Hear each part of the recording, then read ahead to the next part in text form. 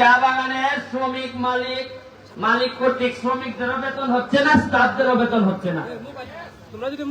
তবে আমি শুনলাম যে ওই বাগানের মালিকরা আসা যাওয়ার সময় নাকি হেলিকপ্টার ব্যবহার করেন। তবে আমি আপনাদের মালিকদেরকে বলে দিতে চাই, ওই বাগানের মালিকদেরকে, আগের এমপি নাই এখন ব্যারিস্টার সুমন, বেতন না দিয়ে যদি হেলিকপ্টারে আসেন আপনি যাইতে পারবেন, হেলিকপ্টার আর যাবেন এই এলাকা থেকে।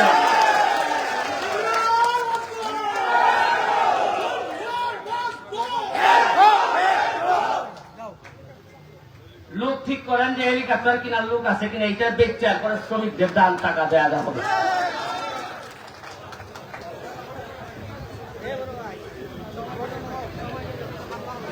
আমি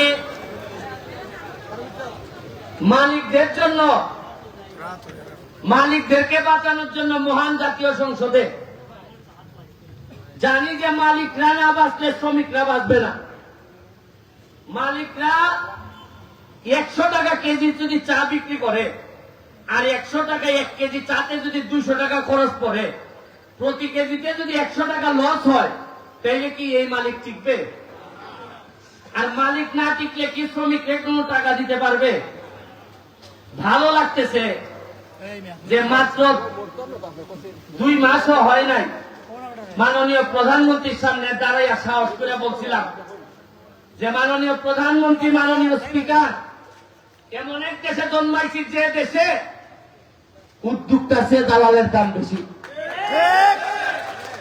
আমাদের কাছ থেকে কিনে নেয় 100 টাকা, আর আমাদের দালালরা সিন্ডিকেটরা 1 কেজি চার দাম হলে রাখে 400 টাকা। আমার শ্রমিক আর মালিকরা, এই জন্যই আমার নির্বাচন একটা গুরুত্বপূর্ণ কথা ছিল যে মজা মারে ফজা ভাই, আর আমরা খালি বইটা পাই, হবে না হবে না হবে না। আর এই ফজা ভাইদের বিদায় দিয়ে আসার আমি, আরে আর যাই করি মরার আগে 4 বছর তো আর এমপি আছি, এরপরে বিদায় করে দিয়েন 4 বছরে 40 বছরের ডাক ডাকিয়েছেন আমি করে দিলাম আপনাদের। আরে ঘোষণা তো দিছি সম্পদ বানাবো না, ঘোষণা দিছি যে আজকে সিএনজি মালিকদেরকে, শ্রমিকদেরকে আজকে আপনাদের আগে এদের জন্য প্রোগ্রাম করে আসছি। গত 40 বছরে আমাদের এলাকায় সিএনজিদের জন্য একটা স্ট্যান্ড করা হয় না। আমি এমপি হওয়ার পর মাত্র 4 মাসের ব্যবধানে 2টা স্ট্যান্ড বানাই দিছি। এরা জীবনে চিন্তা করতে পারে নাই যে যখনই যারে বলছে, এরা বলছে যে আরে জায়গা তো নাই বাজারে, তা আমি পাইলাম কই? মানে সবাই নিজের নিয়ে এত ব্যস্ত। শ্রমিকদের আন্দোলনের কথা একমাত্র শ্রমিকদের পক্ষে ওই 1 মেতে পাঞ্জাবি পরে আইসা নেতারা কথা বলে, এরপরে আল্লাহর কসম করে এরা কোনো কাজ করে না। লম্বা লম্বা বক্তব্য দেয়, উড়াইলাইমো বাঙ্গালাইমো দেখতেছি। আচ্ছা বলেন তো, আমার একটা কথা বলেন, আমি কি সোনারঘাটের মাধবপুরের একমাত্র এমপি? এর আগে কি এমপি মন্ত্রী ছিলেন না? এই সারা সিলেট বিভাগের মধ্যে ওই এমপি আছেন 19 জন। কতজন? আর চা বাগানের শ্রমিকদের ভোট নেন, চা বাগানের শ্রমিকদের কথা বলেন, নেত্রীর কাছ থেকে সুবিধা নেন, এরকম এমপি আছেন মিনিমাম 10 থেকে 12 জন। কেন? চা বাগানের মানুষের ভোট নিছেন। আর একবার আমার চেয়ে বড় বড় পদবীধারী এমপি মন্ত্রীরা ছিলেন, আছেন সিলেট বিভাগের, আছেন চট্টগ্রাম বিভাগের। একবার কি দাঁড়াইয়া প্রধানমন্ত্রীর সামনে বলতে পারেন নাই যে চা বাগানের লক্ষ মানুষের ভোট নিছে? একটা মিনিটের জন্য দাঁড়াইয়া বলতে পারেন নাই যে আমাদের শ্রমিক মালিকরা মরে যাচ্ছে, চা বাগান ধ্বংস হচ্ছে, ধ্বংস থেকে বাঁচান মাননীয় প্রধানমন্ত্রী? কেন আমার বলতে হইল? কেন এই বছরগুলো গেল কই আপনাদের জীবনে? এই যে আজকে যে আমি দাঁড়াইছি, মনে করেন এই খবর দেওয়ানজির মালিকের কাছে যাবে না? দেওয়ানজির মালিক এরা ফোন করে কইব যে এ কিন্তু ছেড়ে বউ, কিটা কইব এর ছেড়ে টাকা দিলাম কিছু। আপনি কি মনে করেন কইতো না? এমনও কইতে পারে এ কিছু পাগলা আছে, কুম্বালা কিতা করে ঠিক নাই। কোন মানুষের জীবনে সৎ মানুষ হইলে কিছু পাগল হল লাগে না, এইটা ঠিক করুন জানি। কিছু আধা পাগল না হইলে এমন ভাবে বাটপার হলাই তো ঠিক করতে গেলে আমার জনগণ লাগবো এখন দেশের মধ্যে। কোথায় কোথায় বঙ্গবন্ধুর আদর্শের সৈনিক, যে তোমার খান কিতা একবারে চেয়ারম্যানে দেব, তুমি বঙ্গবন্ধুরা সম্মানিত করবা, তুমি জননেত্রী শেখ হাসিনার হাতকে শক্তিশালী করবা, এমনি মুখে মুখে আর আইন করে চেয়ারম্যান জায়গা, এগুলা হবে না। আমি মাননীয় প্রধানমন্ত্রীর সামনে দেখুন, আমি তো ইগলের এমপি, আমার সৌভাগ্য হয় না আমি এমপি হব নৌকা দিয়া। তারপরে মাননীয় প্রধানমন্ত্রী এই পর্যন্ত সংসদে দাঁড়াইয়া আমি যতগুলা কথা বলছি, আমি এখানে সবার সামনে বলতে পারি না। যতগুলা কথা বলছি আমি, জননেত্রী শেখ হাসিনা কিছু কিছু কথায় আমার দিকে তাকান নাই, নিচের দিকে তাকাইছিলেন, কিন্তু সবগুলা কাজের কথার ব্যাপারে উনি অ্যাকশন নিছেন। এইটাই আমার সবচেয়ে বড় প্রাপ্তি। আমি নৌকা পাই নাই, কিন্তু বঙ্গবন্ধু কন্যা জননেত্রী শেখ হাসিনার আশীর্বাদ এবং দোয়া আমি পাইছি। কারণ সারা জীবন ছাত্রলীগ, যুবলীগ, আওয়ামী লীগ করে তাই শিখছি যে বঙ্গবন্ধুর আদর্শ খালি মুখে মুখে না, তোমার হৃদয়ে থাকতে হবে, রক্তে থাকতে হবে। আর সাধারণ নির্যাতিত নিপীড়িত মানুষের কষ্ট যেখানে হয়, এইখানে দাঁড়াই যাইতে হবে। এমপি হও আর না হও, নেতা হও আর না হও, মানুষের দুঃখে কষ্টে মানুষকে ফলাই যাওয়া যাবে না। তাইলে তুমি কোন নেতা না হইল, মানুষ দাঁড়ায় বলবে যে বঙ্গবন্ধুর রক্ত প্রবাহ মানে এই লোকটার শরীরে।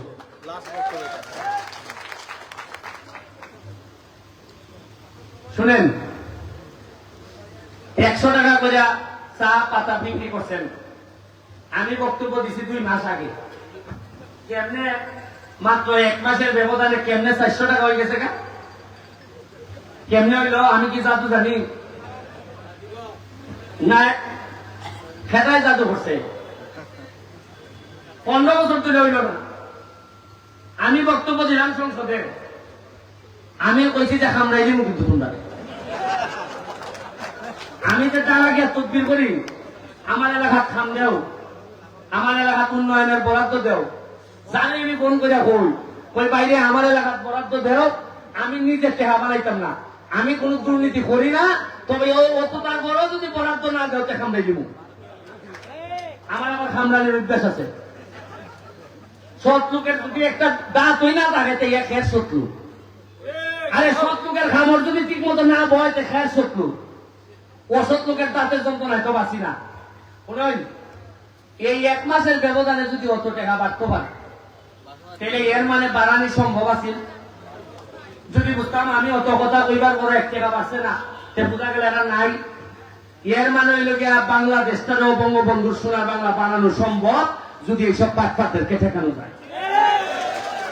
আমি নেত্রীরে বলি নাই সিন্ডিকেটের কথা, বলছি যে নেত্রী আমাদেরকে ওরা বলেন যে আপনি চা বাগান বন্ধ করে দিবেন, আমি চা বাগানের শ্রমিক ভাই বোনদেরকে বলবো তোমরা অন্য ব্যবসা দেখো, আর নাইলে আপনি চার দাম বাড়ান যাতে চা শ্রমিকরা বেঁচে থাকে।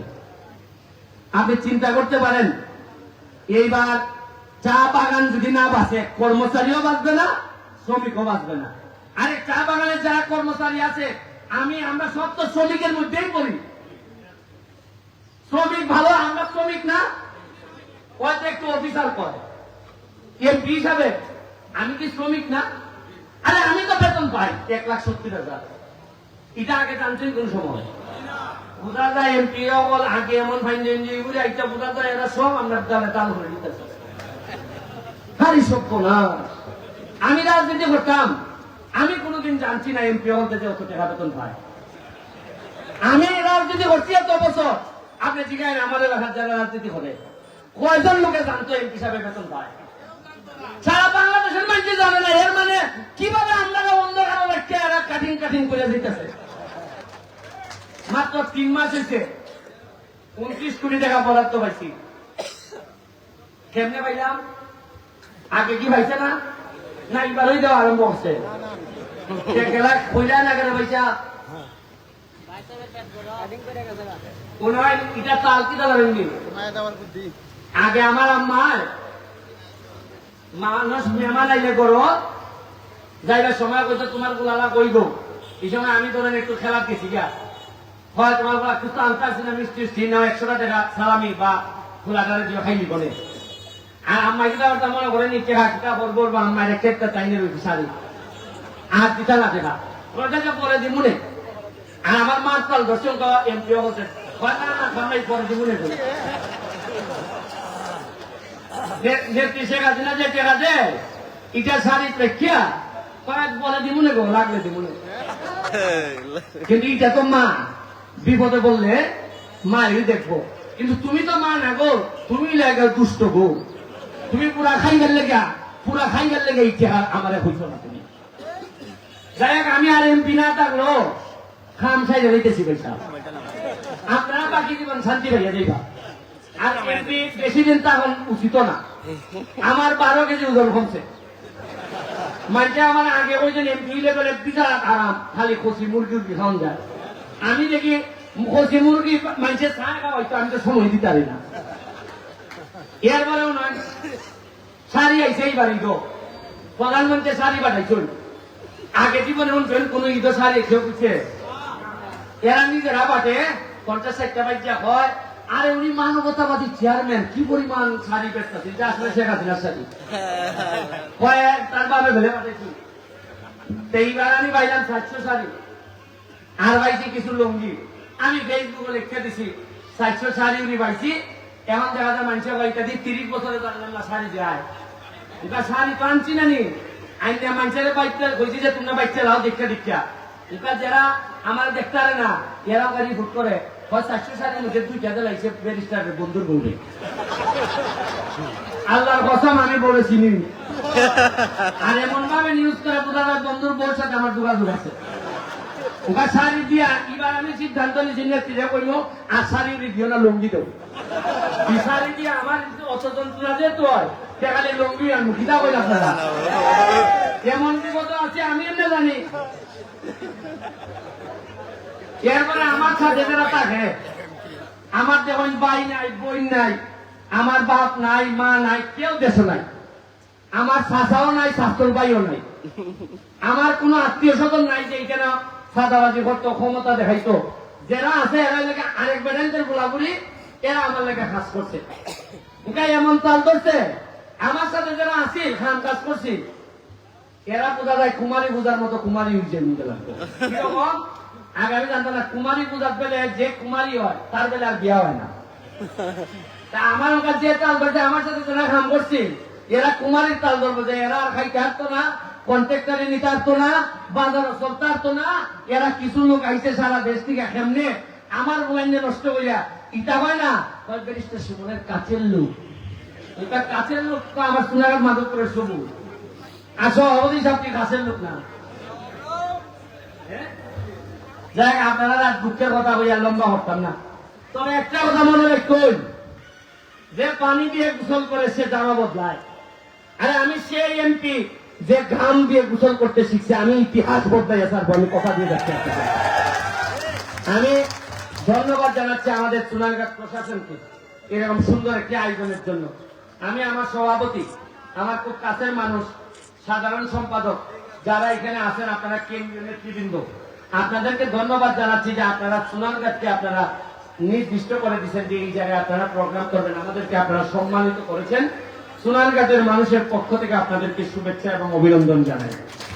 আমরা আমাদের আতিথেয়তায় ভুল থাকতে পারে, ক্ষমা সুন্দর দৃষ্টিতে দেখবেন। আপনারা বিভিন্ন জায়গা থেকে আসছেন, আমরা চিটাগাং থেকে আসছেন, বিভিন্ন জায়গা থেকে আসছেন, সিলেট থেকে আসছেন।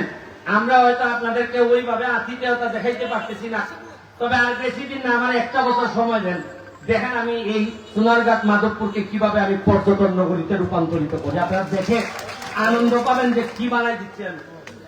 আর আরেকটা বিষয় হইল গিয়া, সোনারঘাট মাধবপুরে এমন ভাবে বানাইব, আপনারা যারা সিলেট চিটাগাং থেকে আইসেন একটু দেখতে দেন, কারণ পুরী বিয়া দিবার লেগে বেউসি যাবে প্রতিদিন করে, কারণ আমি এইভাবে রেডি করতেছি। আর আমরাও দেখবেন একটা ফুলা বিয়া করাইবেন লেগে আপনারা আফসোস করবেন যে সোনারঘাটের একটা ফুলানি বা মাধবপুর একটা ফুলানি বিয়া করানো যায়। আর আমি 2 লক্ষ চারা লই আইতাছি, যে গরম পড়ছে পয়সা মরার মতো অবস্থা হয়ে গেছি। এরপরে আপনার কারেন্ট থাকে না, কারেন্টের লাগে প্রতিদিন ডেলি সকালবেলা উঠতে দেখি 60-70 টাকা লি আমার মা বাপ লইয়া যে তোমার প্রতিষ্ঠান না কারেন্ট থাকে না। আমি ওখানে সকালবেলা উঠতে আম্মার সাথে আর মাতি না, কারণ অত গায়ে মা বাপ কিনলে গাইল নিলে মার সামনে সাথে সামনে মাথায়। এর বড় জাতীয় সমস্যা, 11 মেগাওয়াট বিদ্যুৎ অপারেশন চালাই দিছি, মনে করছি আমরা দিব বিদ্যুৎ, আমরা বিদ্যুৎ গাড়ি উৎপাদন করছি স্বেচ্ছাগঞ্জ জাতীয় গ্রিডে থাইনে লই গেছি ভাইটা আমরা ব্যক্তি দম্ব শব্দে ওকে আমি সোনাঘাট মাধবপুরের লেখা কইলে শ্রীমঙ্গলে হইতো না, এখন রাষ্ট্র তো দেখে তার দেখে সব এলাকা, আমি তো দেখি আমার গাড়ি মাধবপুর সোনাঘাট, আর রাষ্ট্রের কাছে তো আমি অসহায়। এরপরে আমার এলাকা কথা দিছে যে বৃষ্টিটা বললই লোডশেডিংটা এখন মেজিক বিঘা, কিন্তু কিতা করবো আমি আল্লাহর হস্তে আপনারা সোনাঘাটবাসী যারা আছেন আমি অসহায়, আপনারা জানি অনেক কষ্ট করতেছেন, আমি এমপি হিসাবে আমি অনেক অসহায় বিভিন্ন ক্ষেত্রে, কিছু কিছু জায়গায় আমি পারি না, তারপর আমি চেষ্টা করে যাইতেছি যাতে কষ্ট কমে, কারণ আমি আপনার ভোট আমানত হিসাবে নিছি, আমি তো বইয়া থাকতাম পারি না, আমি চেষ্টা করে যাইতেছি। আমি আপনার আমার লেগে দোয়া করবা যদি বাচ্চা থাকি আমি স্থায়ী ভাবে কিভাবে সমাধান করা যায় এটার চেষ্টা আমি করব। আর আপনাদের 26-এর আইনের যে বিষয়টা, এই বিষয়টা আমি সুপ্রিম কোর্টের ব্যারিস্টার হিসাবে আপনারা আমার সাথে যোগাযোগ করবা, এটাকে চ্যালেঞ্জ করিয়া এটাকে কোন একটা আইনি ভাবে হাইকোর্টের মাধ্যমে একটা অর্ডার আনা যায় কিনা এটা আমি চেষ্টা করব। এটা এমপি হিসাবে না, এটা ব্যারিস্টার হিসাবে, আর আরো ক্ষমতা আছে ব্যারিস্টারের। আর যদি বেতন বন্ধ থাকে স্টাফদের, এই মিটিঙ্গা চা বাগান দেওন্দি যদি লালচান নোয়াপাড়া যদি বন্ধ থাকে, আপনারা আমার বরাবর একটা অ্যাপ্লিকেশন দিবেন, আপনারা শ্রমিকরা এবং স্টাফরা আমার বরাবর একটা অ্যাপ্লিকেশন দিবেন, প্রয়োজনে আমি প্রাইম মিনিস্টারের কাছে নিয়ে গিয়ে বলবো এই মালিকরা এটা চালানোর যোগ্যতা নাই, তাদের লিজ বাতিল করা হোক। তারা লিজ নিয়ে চালাইতেছে আর বাপ নেয় মালিক, চালায় লিজ লইয়া সরকারের কাছ থেকে, আর বাপ নেয় মালিক। আপনারা অ্যাপ্লিকেশন দিবেন, আমি বলবো যে এদের এই মালিক হওয়ার যোগ্যতা নাই, এরা আরো আমার শ্রমিক মাইরা শেষ, স্টাফ মাইরা শেষ করব, আমি প্রাইম মিনিস্টারের কাছে যাইব। এত শেষ না, আরো আছে। যদি দেখা যায় এটা কাম না হয়, আপনারা যারা বেতন নতুন বাড়েন আপনারা একটা নাইবা তাই যে কোম্পানি বানাইছেন, কোম্পানি বিলুপ্তির লেগেও হাইকোর্টে একটা আবেদন করা যায়, এই কোম্পানি বিলুপ্তির যোগ্য লাগছে না এই আজাদ। সুতরাং আমার কাছে তো ওষুধ আছে 3-4 জাতের, হোমিওপ্যাথি, এলোপ্যাথি, আবার কিতাবা একটা আছে কবিরাজি, 3টার মধ্যে অপনিজিও আছে। যেটা লাগে আমি এটা দিতাম পারবো, আপনারা আশা করি আমার সাথে তাই কই আমি আমার কিছু সময় দিন, আমি চেষ্টা করবো আপনারা। আর বক্তব্য শেষ করার শেষে আমি আমার যারা চা বাগানের যারা শ্রমিক ভাই বোনরা আছেন, যারা আদিবাসী আছেন, যারা কর্মচারীরা আছেন, তাদের প্রতি আমার একটা আবেদন যে আপনারা আমার জন্য যা করছেন এই ঋণ আমি কোনোদিন পরিশোধ করতে পারবো না। যদি আমি বেঁচে না থাকি, এই এমপি পদটা যদি 5 বছরও কমপ্লিট করতে না পারি, আমি আমার ছেলে মেয়েদেরকে বলে যাব যে আপনাদের জন্য এই ঋণটুকু পরিশোধ করার জন্য। আর যদি বেঁচে থাকি, মনে রাখেন চা বাগানের শ্রমিকদের, বিশেষ করে যার মা নাই, যার বাবা নাই, মনে রাখেন বাবা মা যান নাই তার ব্যারিস্টার সমান আছে, আমি গার্জিয়ান হিসেবে আপনাদের জন্য এই কথা বলে আপনাদের কাছে আবারও ক্ষমা প্রার্থনা করে, এটাও এই যে গ্র্যাচুইটি যেটা, এইটাও আপনাদেরকে চ্যালেঞ্জ করতে হবে, কিসেতে হাইকোর্টে চ্যালেঞ্জ করতে হবে। এটা আমি আপনাদের সাথে বসে যেটা করা যায় করব। আপনারা টিম একদিন আইনগতভাবে আমার সাথে বসবেন, আমি বসবো, আপনাদের কাছে আবারও দোয়া জননেত্রী শেখ হাসিনার জন্য, জননেত্রী শেখ হাসিনার জন্য দোয়া চাচ্ছি। যদি উনি বেঁচে থাকেন তাহলে আমাদের মতো কিছু মানুষ কিছু কাজ করতে পারবে বলে আমার একটা ধারণা, আমার একটা বিশ্বাস। এই দোয়া ও শুভেচ্ছা চেয়ে আজকের মতো বিদায় নিচ্ছি। জয় বাংলা, জয় বঙ্গবন্ধু।